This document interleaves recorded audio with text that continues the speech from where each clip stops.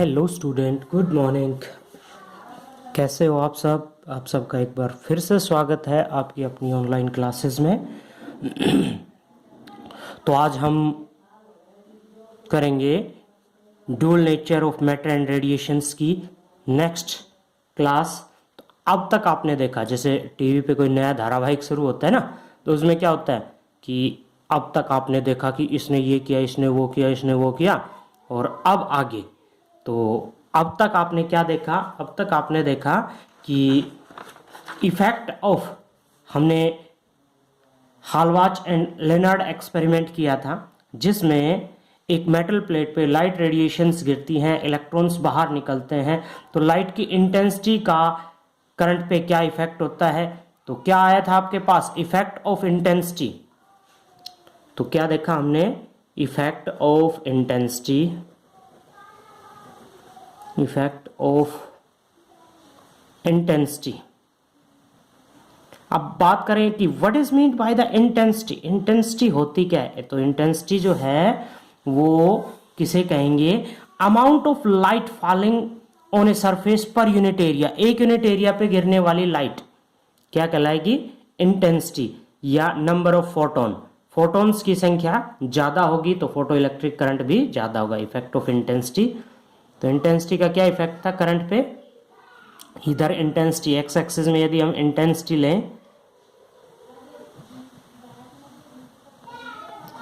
और इधर यदि हम करंट लें, फोटो इलेक्ट्रिक करंट, कौन सा करंट यहाँ पे, तो डायरेक्टली प्रोपोर्शनल होगा। ये इफेक्ट हमने पढ़ा था।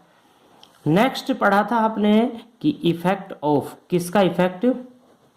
अगर आप डिटेल में देखना चाहते हो तो आप अपनी पिछली वीडियो को देख सकते हो। Effect of potential.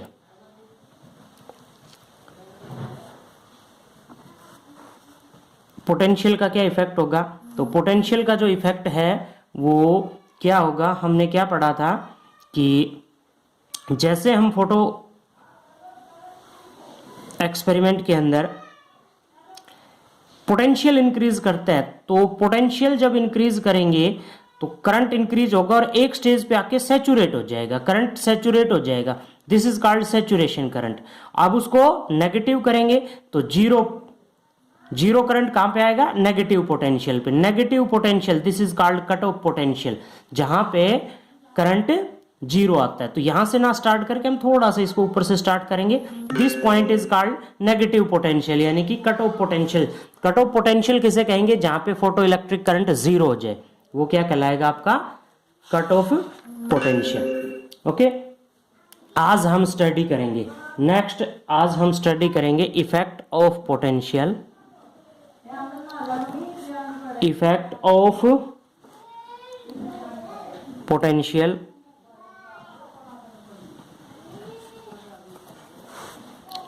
Of collector,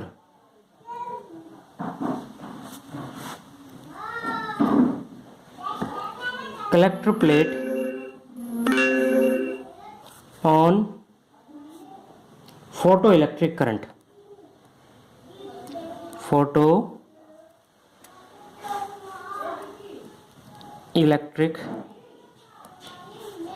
current।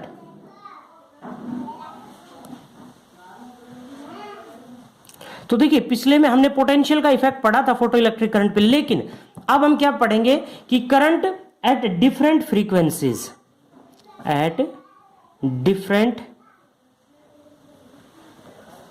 frequencies, at different frequency, अलग अलग फ्रीक्वेंसी पे। तो देखिए, जैसे जैसे हम फ्रीक्वेंसी को चेंज करते हैं तो, और दूसरा इसमें एक और है, different frequency but same intensity, same intensity.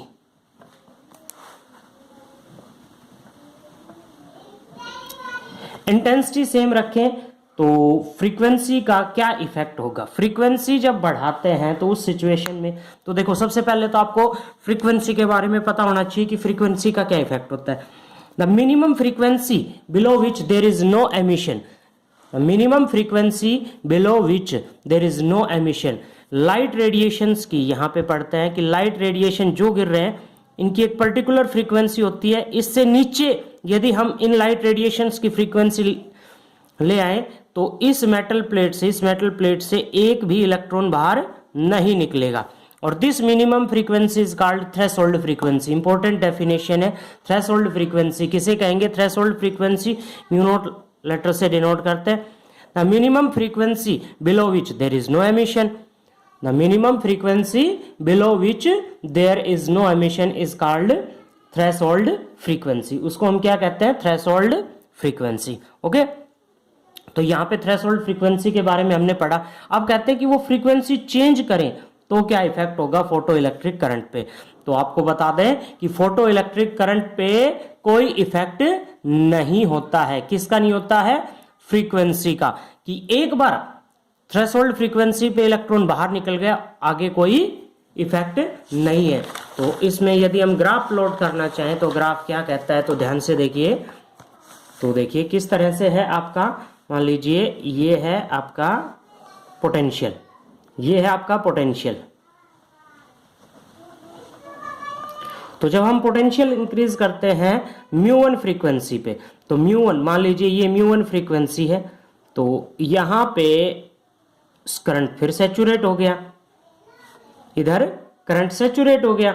अब फ्रीक्वेंसी को इंक्रीज करते हैं, फ्रीक्वेंसी को इंक्रीज करते हैं μ2, तो करंट फिर एक बार इंक्रीज होता है, फिर स्लाइटली फिर सैचुरेट। अगर μ3 पे करते हैं तो फिर करंट एक बार इंक्रीज होता है, फिर सैचुरेट। यानी कि जो सैचुरेशन करंट है उसकी वैल्यू इंक्रीज नहीं होगी। क्यों नहीं होगी? उसके पीछे कारण है। इसके पीछे कारण क्या है कि फ्रीक्वेंसी बढ़ाने से केवल काइनेटिक एनर्जी इंक्रीज होती है, इलेक्ट्रॉन्स की संख्या इंक्रीज नहीं होती। फिर सुनना ध्यान से कि जब फ्रीक्वेंसी बढ़ाएंगे तो क्या होगा? केवल काइनेटिक एनर्जी इंक्रीज होती है। क्या इंक्रीज होती है? Kinetic energy. क्या इंक्रीज, क्या इफेक्ट नहीं होता उस पे इलेक्ट्रॉन्स की संख्या का कोई इफेक्ट नहीं होता। नंबर ऑफ इलेक्ट्रॉन्स किस पे डिपेंड करेंगे? इंटेंसिटी पे, फोटॉन्स की संख्या पे। जितने फोटोन ज्यादा, इलेक्ट्रॉन्स की संख्या उतनी ज्यादा बाहर निकलेगी। अब बात करते हैं कट ऑफ पोटेंशियल की, तो cut off potential more negative होता जाएगा। जितनी फ्रीक्वेंसी हम इंक्रीज करेंगे cut off potential will be more negative. Cut off potential ये V01, V02, ये V03 की मोर नेगेटिव होता गया। फ्रीक्वेंसी बढ़ाने से अपने पास क्या कंक्लूजन निकला? अब इंटेंसिटी का तो हम पहले भी देख चुके हैं। इंटेंसिटी का क्या होगा कि जैसे जैसे हम इंटेंसिटी इंक्रीज करते हैं करंट इंक्रीज। इंटेंसिटी इंक्रीज की I1 पे ये करंट था तो I2 पे ये आ जाएगा, और I3 इंटेंसिटी ये, तो ज्यादा से ज्यादा जैसे, और बट सैचुरेशन करंट यानी कि इंक्रीज हुआ लेकिन आपकी कट ऑफ पोटेंशियल पे कोई इफेक्ट नहीं हुआ। कट ऑफ पोटेंशियल उसी पॉइंट पे सभी आके मिल रहे हैं। तो अपने पास क्या रिजल्ट निकला कि इंटेंसिटी बढ़ाने से करंट बढ़ता है, कट ऑफ पोटेंशियल सेम रहता है। फ्रीक्वेंसी बढ़ाने से करंट सेम रहता है, saturation current, cut off potential negative होती जाती है, मोर नेगेटिव होती जाती है। क्या कंक्लूजन निकला, क्या रिजल्ट निकला? तो वो रिजल्ट मैं यहाँ पे लिखता हूं। तो देखिए क्या रिजल्ट निकला कि नंबर 1 रिजल्ट तो आपके पास ये निकला कि saturation current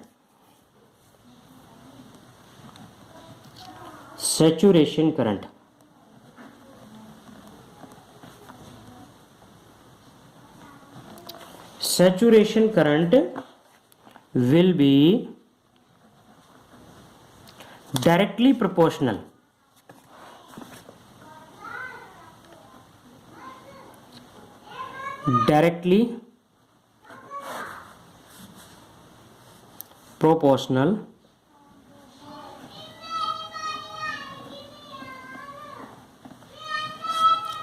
to intensity।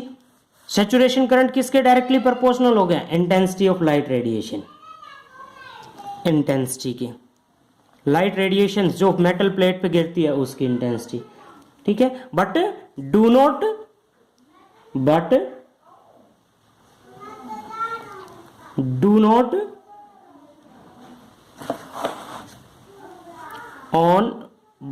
depend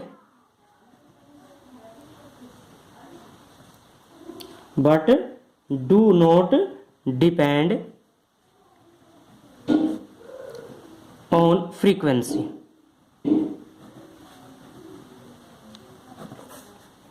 और दूसरा रिजल्ट इस पे क्या निकला, कट ऑफ पोटेंशियल का। Cut off potential, cut off potential will be directly proportional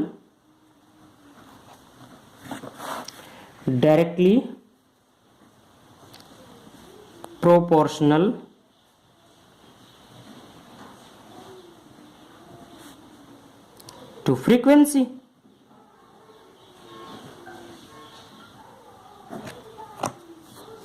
but do not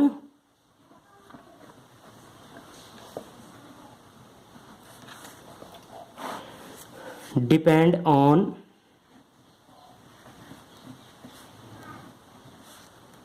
intensity। तो देखिए अपने पास दो रिजल्ट आ गए कि सैचुरेशन करंट इंटेंसिटी के डायरेक्टली प्रोपोर्शनल होता है, फ्रीक्वेंसी पे डिपेंड नहीं करता। करंट इंटेंसिटी पे डिपेंड करता है, फ्रीक्वेंसी पे डिपेंड नहीं करता। कट ऑफ पोटेंशियल फ्रीक्वेंसी पे डिपेंड करती है, इंटेंसिटी पे डिपेंड नहीं करती। तो ये दो रिजल्ट आपके पास आ गए, ठीक है। अब बात करें हम कि effect of frequency of incident light on the stopping potential, तो मोर नेगेटिव होती जाएगी, ये अभी हमने पढ़ा। आ जाए अब laws of photo electric emission. Laws of photo electric emission important question है। Laws of photo electric emission, चार लॉज जो है वो आपको देखने को मिलेंगे। मेन है laws of photo electric emission, photo electric emission mainly आपके पास चार लॉज हैं, हम इनको यहां पे डिस्कस करेंगे। तो जो सबसे फर्स्ट लॉ है वही जो अभी हमने रिजल्ट निकाले, जो रिजल्ट्स हमने यहां पे निकाले थे उन्हीं को हम लॉज के अंदर कन्वर्ट कर देते हैं। तो सबसे पहला क्या है कि number of photo electrons emitted will be directly proportional to the intensity of incident radiation। तो पहला क्या है, देखिए ये आपकी मेटल प्लेट थी, यहां पे आपका इससे लाइट रेडिएशंस आ रही हैं, और लाइट रेडिएशंस जब इस पे गिरती है तो इलेक्ट्रॉन्स बाहर निकलते हैं about the threshold frequency, threshold frequency से ऊपर। तो पहला नियम इसी पे डिपेंड करता है कि इलेक्ट्रॉन्स की संख्या डायरेक्टली प्रोपोर्शनल होती है किसके, डायरेक्टली प्रोपोर्शनल होती है इंटेंसिटी के, इंटेंसिटी के। लाइट रेडिएशंस की इंटेंसिटी जितनी ज्यादा होगी इलेक्ट्रॉन्स की संख्या उतनी ज्यादा बाहर निकलेगी। फिर देखते हैं कि लाइट रेडिएशंस की संख्या जितनी ज्यादा होगी इलेक्ट्रॉन्स की संख्या उतनी ज्यादा बाहर निकलेगी। तो पहला नियम क्या कहता है कि number of photo electron, number of photo electron directly proportional होता है intensity of light radiation, intensity of light radiation, light radiation की इंटेंसिटी के डायरेक्टली प्रोपोर्शनल होता है। तो फर्स्ट लॉ अभी हमने डिफाइन किया। अब हम चलते हैं सेकंड लॉ। नेक्स्ट अपने पास आता है सेकंड लॉ। सेकंड लॉ जो है वो क्या कहता है कि ये जो लाइट रेडिएशंस आ रही हैं, ध्यान से, ये जो लाइट रेडिएशंस आ रही हैं इनकी फ्रीक्वेंसी एक पर्टिकुलर फ्रीक्वेंसी होनी चाहिए। अगर उससे नीचे आ गई, अगर उससे नीचे फ्रीक्वेंसी इन लाइट रेडिएशंस की होगी तो इलेक्ट्रॉन्स बाहर नहीं निकलेंगे। उनसे नीचे अगर लाइट रेडिएशंस की फ्रीक्वेंसी होगी तो इलेक्ट्रॉन्स बाहर नहीं निकलेंगे। तो this minimum frequency is called threshold frequency. तो यहां पे सेकंड लॉ क्या कहता है कि there is no emission, there is no emission there is no emission below threshold frequency. threshold threshold frequency. Threshold frequency वो मिनिमम फ्रीक्वेंसी जिस पे इलेक्ट्रॉन्स बाहर निकलते हैं, और थ्रेशोल्ड फ्रीक्वेंसी से कम होगी तो उस पे एमिशन नहीं होगा। अब चलते हैं हम नंबर 3 लॉ पे। नंबर 3 लॉ, तो फर्स्ट लॉ हमने पढ़ा, सेकंड लॉ हमने पढ़ा फोटो इलेक्ट्रिक एमिशन का। अब हम पढ़ते हैं third law. After threshold frequency the kinetic energy of photo electrons will be directly proportional to the frequency of incident radiation। यहां पे बात आती है कि थ्रेशोल्ड फ्रीक्वेंसी पे तो इलेक्ट्रॉन बाहर निकलेंगे, और उसके बाद यदि हम फ्रीक्वेंसी बढ़ा दें तो क्या इफेक्ट होगा, इलेक्ट्रॉन्स पे क्या इफेक्ट होगा। तो kinetic energy of electrons, electron fastly move करेंगे। काइनेटिक एनर्जी ऑफ इलेक्ट्रॉन, जो इलेक्ट्रॉन बाहर निकल रहे हैं उनकी बात कर रहे हैं हम। Kinetic energy of electron directly proportional होते हैं फ्रीक्वेंसी के। तो ये है आपका थर्ड लॉ। क्या कहता है, क्या कहता है, kinetic energy of electrons, electron की काइनेटिक एनर्जी, कि यहां पे हम फ्रीक्वेंसी बढ़ाएंगे किसकी, लाइट रेडिएशंस की, तो जो इलेक्ट्रॉन यहां से निकलेंगे वो फास्टली मूव करेंगे, वो फास्टली मूव करेंगे। ठीक है, तो इलेक्ट्रॉन की संख्या तो किस पे डिपेंड कर रही है, इंटेंसिटी पे। इलेक्ट्रॉन की स्पीड किस पे डिपेंड कर रही है, फ्रीक्वेंसी पे। ठीक है, और एक पर्टिकुलर फ्रीक्वेंसी से नीचे इलेक्ट्रॉन्स बाहर नहीं निकलेंगे। ये अपने पास 3 लॉ है।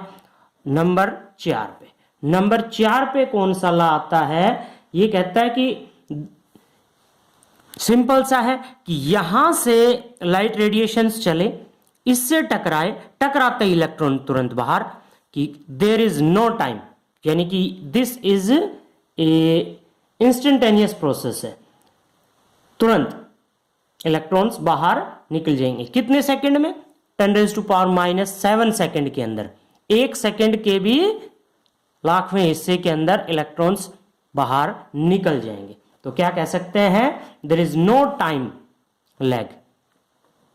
फोर्थ लॉ क्या कहता है, there is no time lag.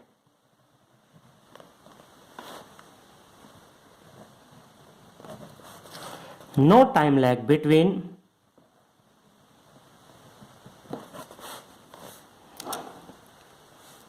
incidence of photon, incidence of photon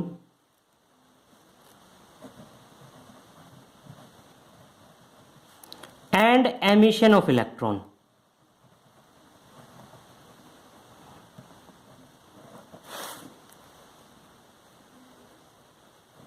photo electron, time जो लगेगा वो इट इज, या the time is very small, 10⁻⁻7 second के अंदर ये घटना घट जाएगी, ये घटना घट जाएगी इतनी जल्दी। जैसे ही लाइट टकराई, इलेक्ट्रॉन तुरंत बाहर, द इलेक्ट्रॉन तुरंत बाहर। ठीक है, तो इस पे जो क्वेश्चन बनते हैं वो क्वेश्चन किस तरह के हो सकते हैं कि ड्रा द ग्राफ बिटवीन, किसके बीच में ग्राफ प्लॉट करना है, photo electric current and intensity of incident light. तो ग्राफ कैसा होगा आपका, डायरेक्टली प्रोपोर्शनल। तो ये क्वेश्चन इस तरह का हो सकता है इस पे। और दूसरा है फोटो इलेक्ट्रिक करंट और पोटेंशियल के बीच में ग्राफ प्लॉट करना है, different intensity but same frequency. ये सभी ग्राफ हम स्टडी कर चुके हैं। तो आपके पास laws of photo electric emission हमने पढ़ा। और देखिए इस पे और क्वेश्चन है, for which stopping potential is minimum, कौन से कलर के लिए स्टॉपिंग पोटेंशियल मिनिमम होगी। अपने पास 2014 के अंदर HBSC में आया हुआ है, for which colour stopping potential will be minimum. तो ब्लू कलर दे रखा है, for which colour for which colour stopping potential. अच्छा, स्टॉपिंग पोटेंशियल जो है, स्टॉपिंग पोटेंशियल विल मिनिमम। अब बात हम करें कि कलर का स्टॉपिंग पोटेंशियल पे क्या इफेक्ट है। एक दे रखा है ब्लू, एक है आपके पास रेड, एक है आपके पास येलो, और चौथा जो कलर है वो वायलेट दे दिया आपके पास। तो इनमें से ये बताना है कि कौन से कलर की स्टॉपिंग पोटेंशियल मिनिमम होगी। तो स्टॉपिंग पोटेंशियल किस पे डिपेंड करती है, फ्रीक्वेंसी पे। और फ्रीक्वेंसी और कलर में क्या रिलेशनशिप है, तो mu is equal to C by lambda. किस पे डिपेंड करते हैं, mu is equal to C by lambda. तो अब देखिए ये आपके पास फॉर्मूला है, फ्रीक्वेंसी किसके बराबर होगी, सी बाई लैम्बडा। लैम्बडा क्या है, वेवलेंथ। अब जिसकी वेवलेंथ सबसे ज्यादा उसकी फ्रीक्वेंसी सबसे कम, जिसकी वेवलेंथ सबसे ज्यादा उसकी फ्रीक्वेंसी सबसे कम। तो जिसकी वेवलेंथ सबसे ज्यादा फ्रीक्वेंसी कम, वेवलेंथ कम फ्रीक्वेंसी ज्यादा, और फ्रीक्वेंसी ज्यादा होगी तो स्टॉपिंग पोटेंशियल मोर नेगेटिव होगी। ध्यान रखना, मोर नेगेटिव। और नेगेटिव में जितनी कम यानी कि उतनी ज्यादा, और जितनी ज्यादा तो सबसे ज्यादा वेवलेंथ किस कलर की है, रेड की। तो इसकी वेवलेंथ सबसे ज्यादा तो फ्रीक्वेंसी सबसे कम, तो इसकी स्टॉपिंग पोटेंशियल भी सबसे ज्यादा होगी। वोयलेट कलर, क्योंकि आपने देखा भी होगा किस तरह से डिस्पर्सन वाले चैप्टर के अंदर विबग्योर, VIBGYOR,